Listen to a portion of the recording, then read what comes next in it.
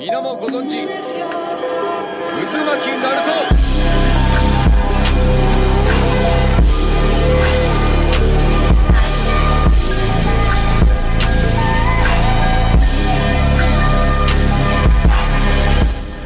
Yo, what is good? Is your boy RJ in our building, and today we are going to go in depth with the explanation of how to approach your opponent. Now, I know that a lot of people struggle when it comes to how to close the gap and really get in against people who like to run, people who like to spam jutsus or ultimate, like characters that usually have range and they like to layer their defense. I know people tend to like to really struggle with that. They don't really know how to go about that. So in this video, I'm gonna do an in-depth explanation about all of that. So how to go about it on a fundamental level and how you can build on it. I would recommend watching my other neutral-based videos. So what is neutral? The mind games behind neutral game, the infinite guard. I'd recommend that because this is only one aspect of neutral. There's a whole multiple other subcategories to it, which I have done videos on. So I definitely recommend checking that out. I'll probably make a playlist where I talk about where I'll be like mastering neutral playlist, for example, or something like that. Right? So if it's not up there, I'll put some videos in the description. But I should have a playlist by the time this video comes up as well, where you can go in, and if you want to master your neutral game, then it will all be there. So without further ado, I will try and make this video as short as possible, but it's going to be pretty hard because when it comes to neutral, there's a lot of variables. But I'll try and make this video as short as possible while still giving you the information needed. So without further ado, let me stop the intro and let's get into this. So first we have to talk about what this is. Like I said, this is something neutral based, approaching your opponent. So again, just to give you like a little description of neutral is controlling the space between you and your opponent, and that could be closing the gap as well as widening the gap. Right now, in this instance, we are going to be closing the gap because we are approaching our opponent. Our aim is to get as close to the opponent as possible so we can then obviously start our pressure or aggression, etc, etc. So we're basically speccing into that neutral game by closing the gap. Now, how can you close the gap? We're going to break this apart. We're going to go from a very simplistic form and we're going to build up to a very advanced form. So obviously this way I'm still closing the gap here, right? Obviously I can still move, I can ninja move and close the gap here as well. I can do an air dash and close the gap here as well. But our main thing that we do is we like to chakra dash. A lot of people, this is our main tool of closing the gap quickly. Now, that doesn't mean that it's the best tool. It's about closing the gap quickly, and this is a very fast-paced game, so there are going to be a lot of things that you want to do quickly. What are the different types of chakra dashes we have, and what are the qualities we have it? So we have 3 different types of chakra dash. We have our normal chakra dash, which is just chakra and then jump.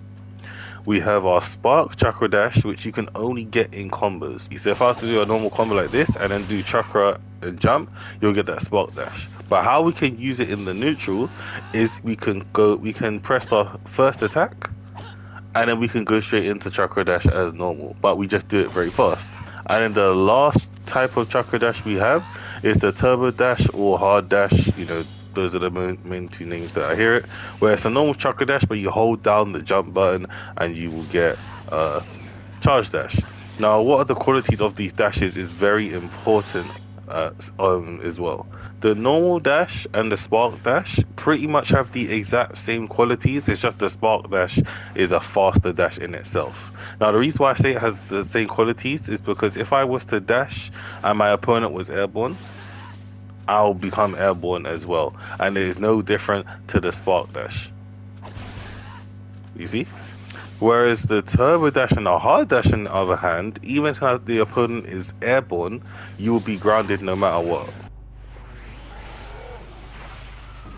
You see how I stayed on the floor even though I dashed in the air like this? So no matter what, you will stay grounded. Like, you won't go up in the sky at all. Now, this is really, really, really, really, really important. The reason why this is important is because where you cannot stop your dash in the air. You can stop your dash on the floor by pressing the guard button. Doesn't matter what dash it is, right? You can stop your dash on the floor, but you cannot stop your dash when you are airborne. It doesn't matter if you start on the ground or you start in the air. If you are in the air, you cannot stop your dash. This is important because when you are closing the gap, you want as much control over your approach as possible.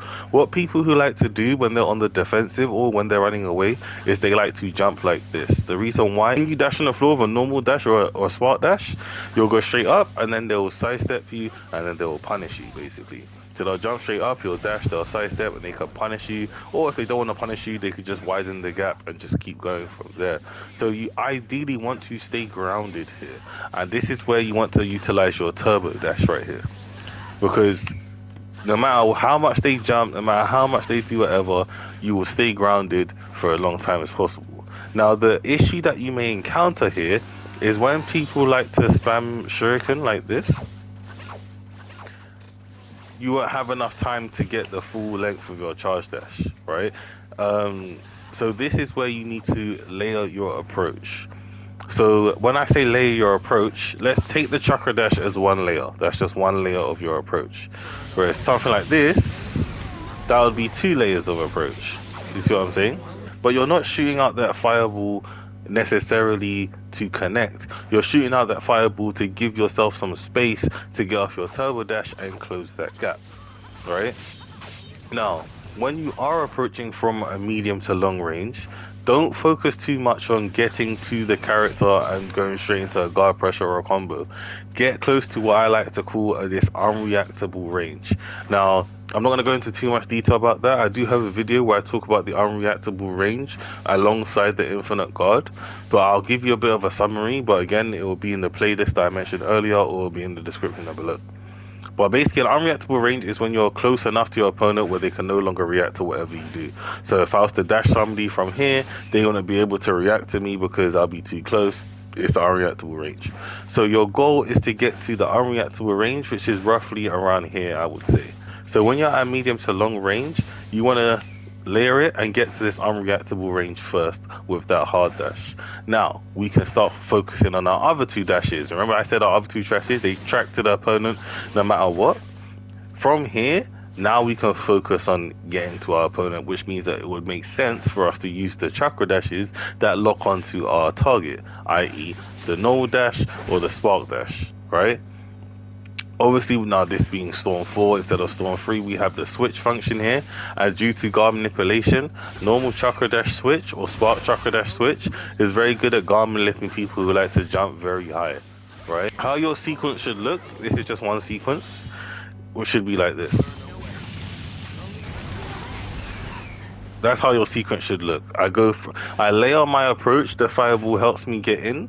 Once the fireball helps me get in, I stop, and then I go for a double dash, just because if he jumps, I can lock onto them, and if he doesn't jump, then obviously I can go straight into guard pressure, and this is where your dash stops needs to come into play, where you need to be able to and go straight into pressure like so. So that is kind of like the main, I would say, sequence that you will probably be using. It could, it can vary and it can switch up, but that's probably the main structure I would say for your approach. Now, obviously, like again, there are different ways you can go about it. For example, if somebody isn't jumping as much, or they're more grounded, or they're charging chakra, then by all means you can use a normal dash. But this is just for if people like to jump a lot. Like if you see your opponent jumping a lot like this and nudge moving like this, or then they can go about it this way. Now, using that same formation, let's give you another scenario where people like to, spam jutsu. They might even have a shino and they're doing this all the time. They're just giving you a lot of hurdles to get past, right? Now, I made something that I would like to call spiraling in. Now, in this game, no matter what you do, right, the person moving forward moves faster than the person moving backwards in whatever you do, i.e. chakra dash forward is faster than a chakra dash backwards. Walking forward like this is faster than walking away from someone like this. Ninja moving forward is faster than ninja move back. Yes, everything where you go closer to your opponent is faster than when you go away from your opponent.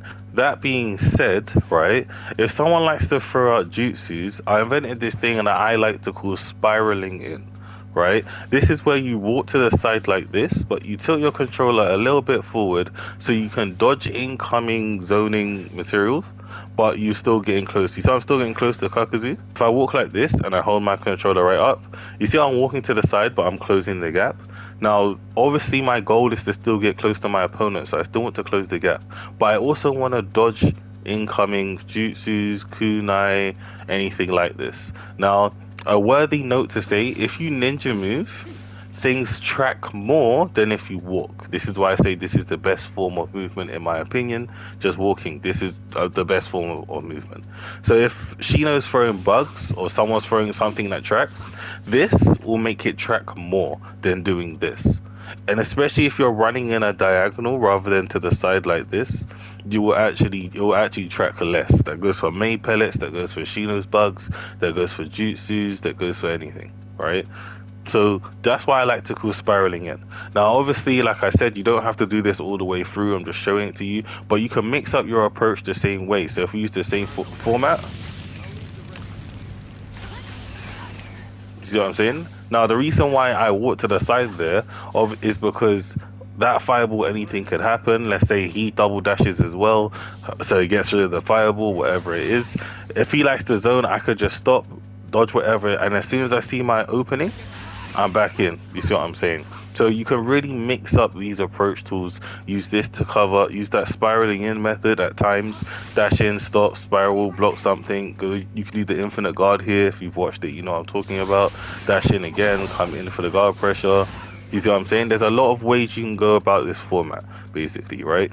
Now this is just a structure. As you progress and gain experience, you'll develop your own ways of doing things as well. But it will still form the base structure of this. It's just that you will have enhanced versions of it, obviously depending on the characters you have, depending on the jutsus you have. Obviously I'm using Sasuke's fireball as just a general thing, but even if you don't have a fireball like this, or let's say you don't even have any form of range jutsu, it just means that you can still, for example, chakra dash like this and dash behind it like this, just so that chakra dash can get rid of a few kunais. Now, just because you're following this format doesn't necessarily mean that you're just gonna learn this, do this, and you're gonna be a god. You gotta practice this. Anything neutral game is mind games. It's about being smart and outsmarting your opponent. It's not necessarily about being able to do something. It's about how do you use this information for your benefit and how do you go about it. So it's going to take some practice. You are going to fail at times. You might not even see any improvement, but you have to keep doing it, keep at it, keep practicing, and you'll eventually, something will click one day and everything will make sense. Trust me, I've been there and it's the best feeling ever. So I hope this has helped all the people who struggle with approaching your opponents. But without further ado, guys, I hope you guys enjoyed the video. Please be sure to give this video a like. Remember to subscribe. I'm trying to get my watch hours up as well. So peace, sayonara, and let's enjoy the outro. He's talking.